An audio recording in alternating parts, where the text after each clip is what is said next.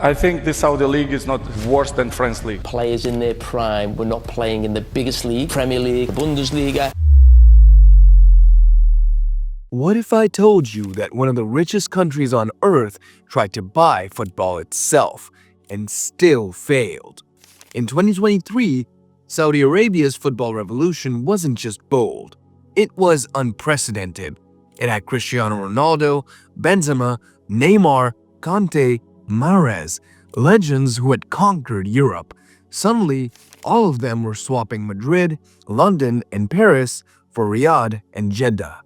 The world stopped to watch. Every news outlet had the same question: is this the future of football? And for a moment, it really looked like it might be. Fast forward to 1 year later, the cameras moved on.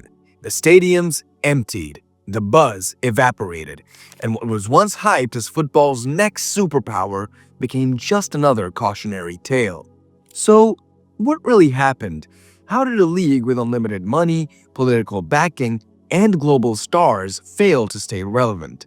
And most importantly, can it ever fix what went wrong? Before we break that down, make sure you like this video, subscribe, and hit the bell so you don't miss our deep dives into the stories shaping world football. Because trust me, this one is a wild ride. For decades, European football, especially the big five leagues of England, Spain, Germany, Italy, and France, has been the unchallenged summit of the sport. That is where the money is. The history, the drama, the magic. Every kid growing up wants to play there. But in 2023, a new player stepped onto the pitch, and it wasn't subtle about its ambitions. The Saudi Pro League, fueled by the country's colossal public investment fund, launched one of the most audacious projects modern football had ever seen. A plan to disrupt the European monopoly and build a new global powerhouse in the Middle East. And the way they did it? By going straight for the jugular. Star power. They didn't just buy players, they bought icons. Cristiano Ronaldo, the highest paid footballer in history. Karim Benzema, fresh off a Ballon d'Or. Neymar Jr., Riyad Mahrez, N'Golo Kanté, one global superstar after another. The message was very clear. Saudi Arabia wasn't just spending, it was making a statement. For a few months, it worked perfectly. The SPL was everywhere, trending on social media, dominating news cycles, and forcing every football fan to pay attention. Clips of Ronaldo celebrating in yellow flooded TikTok. Neymar's welcome party looked like a Super Bowl halftime show. And pundits genuinely started asking, could the Saudi League one day rival Europe? But then something strange happened. By the end of that same season, the hype had evaporated, and the question changed from how big will this get to what went wrong? To understand why it faded so fast, you have to understand the scale of what the Saudis attempted. This wasn't just about football. It was part of a national transformation, Vision 2030, the kingdom's blueprint for a diverse post-oil future. The idea was simple but massive: diversify the economy, boost tourism, and rebrand the country's global image. Football was the perfect vehicle. It's the most popular sport in the world, and it offers something no PR campaign can buy: emotional connection. So the SPL became a key weapon in that mission. The Public Investment Fund, or PIF, took direct control of the four biggest clubs: Al Hilal, Al Nasser, Al Ittihad, and Al Ahli. That meant near unlimited budgets. Also, because they weren't under UEFA's financial fair play rules, they could offer anything: massive tax-free salaries, private jets, villas, ownership stakes. If Europe couldn't match it, they just outbid it. Ronaldo's deal alone cost over 200 million euros a year. That's more than the entire wage bill of some Premier League clubs. By the next transfer window, the SPL's spending exploded, nearly $1 billion in a single summer. It instantly became the second highest spending league on earth, behind only England. In just 1 year, Saudi Arabia multiplied its football spending by 25 times. The result was an influx of 94 overseas players, all of them being straight from Europe's elite leagues. It was chaos. It was fascinating. And it was effective, at least for a while.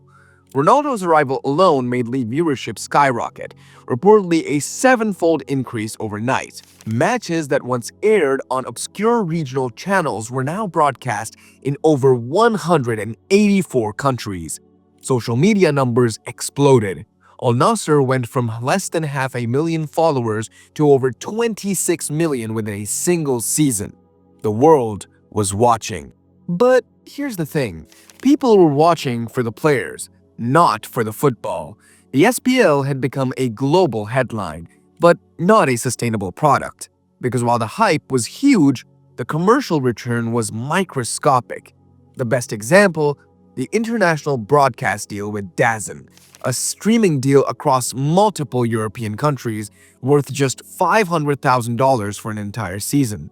$500,000 total. That's barely even enough to cover Neymar's 2 days of salary. That's when analysts started realizing what was happening. The Saudi Pro League wasn't a business move. It was a marketing campaign, a billion-dollar billboard.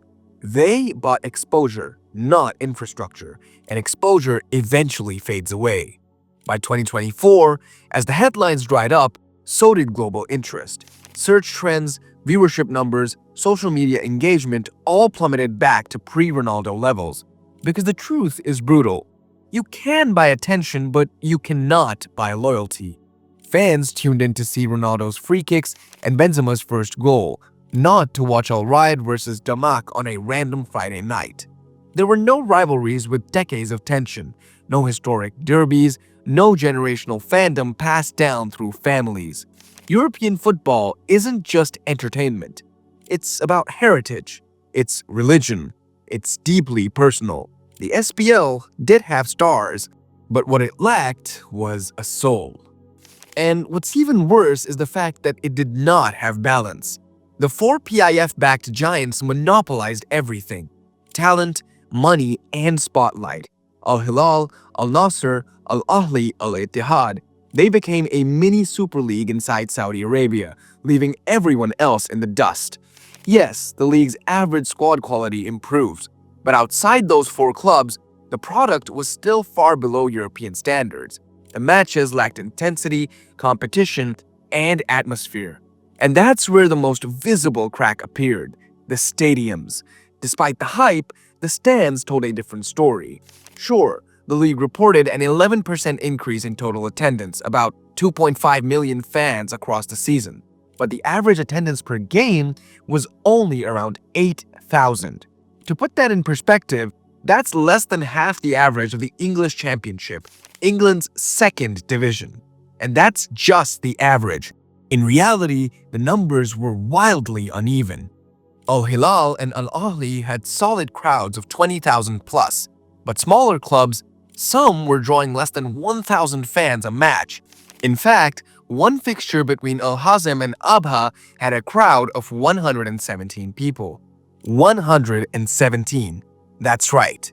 That's fewer people than some English Sunday League games. You can sign Neymar and Ronaldo, but when they're playing in front of half-empty stadiums, it really does kill the spectacle. Football is theater, and theater needs an audience. Empty seats don't sell TV deals. Empty stadiums don't create goosebumps. And that, in turn, makes it impossible to build the billion-dollar broadcasting machine that keeps Europe's top leagues so powerful. It's a vicious cycle. No fans means no atmosphere. No atmosphere means no appeal. And no appeal means no money, leaving the league reliant on the PIF to keep writing checks. And then came the human side of the failure. The players who realized that money just wasn't enough. Take Jordan Henderson. He was offered a fortune to join Al Ettifaq, but within 6 months, he was gone, back to Europe. Why? Because he hinted at it himself. The atmosphere, the competition, the motivation, it just wasn't there. He was playing in front of 700 people some nights. For someone used to Anfield, that's not even a football match. That's a training session with echo. And then there's Karim Benzema, a Ballon d'Or winner who, on paper, was supposed to be the SPL's crown jewel. Within a year, he openly admitted frustration. "This isn't Real Madrid," he said. I need players, and several other things. That's not just a complaint, it's a warning that top players don't just chase money, they chase meaning. They want competition, pressure, and real legacy. And that's something no amount of oil money can replicate. By mid-2024, even the SPL's own leadership started realizing that they had a problem. They'd followed almost the same pattern as the Chinese Super League years earlier. Massive spending, huge hype, global headlines, and then a sudden collapse once the bubble had burst.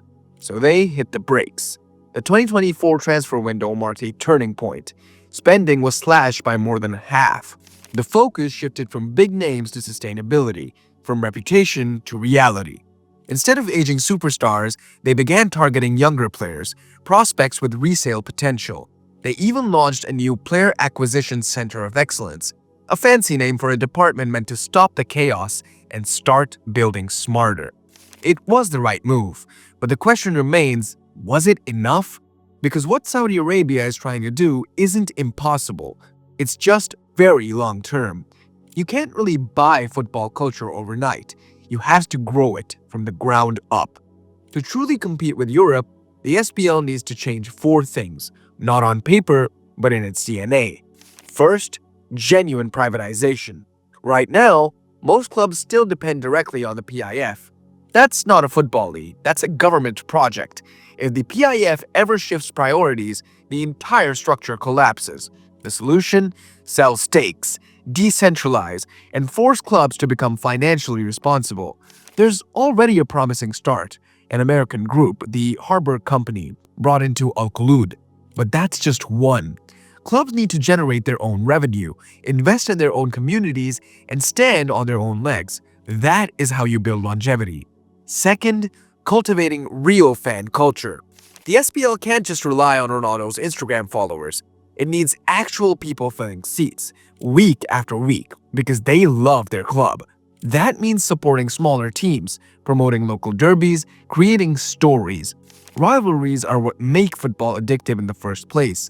A great example of this is how the Edinburgh Derby in Scotland means as much as a Champions League final would to locals. That is the kind of emotion the SPL has to manufacture. And it does take time, creativity, and patience. The average attendance of 8,000 needs to become almost more than 20,000. Not because of imported stars, but because fans feel ownership of their teams. Third, investing in domestic talent. Saudi Arabia has already announced massive plans, 25 new regional training centers, and a schools league involving over 200,000 players. That is certainly a step in the right direction, especially since they're hosting the 2034 World Cup. But there is a catch. When half your league spots are filled by expensive foreign players, your young locals never play. If Saudi players aren't getting minutes now, how will they compete in 2034? The league needs to balance foreign quotas, give U23 players real time on the pitch, and build a national football identity that's more than just imported superstars. Lastly, let's talk about governance. Europe's success isn't just because of history, it's because of rules, financial fair play, licensing systems, transparent ownership. These structures force discipline. If the SPL wants to survive long-term, it has to introduce its own version of FFP. Even for the Big Four, no more blank checks, no more endless subsidies, stability must become the brand. Because credibility doesn't come from who you sign, it comes from how you run. And that's the ultimate irony of the Saudi project. It proved that money can buy headlines, not heritage.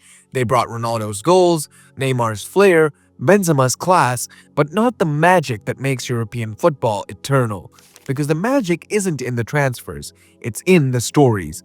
It's in the packed stadiums on a freezing night in Manchester, the rivalries in Madrid, the generations of families who support the same club not because it's fashionable, but because it's home.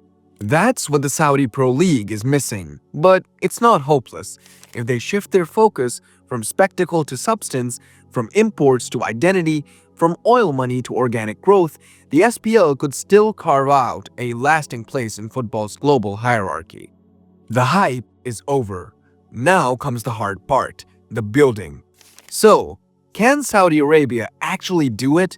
Can they turn a billion-dollar experiment into a football culture that lasts for generations? Or will they become another Chinese Super League, remembered only for the summer they tried to buy the game? That's the story we will be watching closely over the next decade. If you enjoyed this breakdown, make sure you like this video, leave a comment below with your take on whether the SPL can ever rival Europe, and subscribe for more deep dives into the biggest stories in world football. And if you'd like to support the channel even further and help us make more in-depth football documentaries like this one, you can check out our Patreon, the link for which will be in the description below. Thanks for watching, and remember, in football, you can buy players, but you cannot buy passion.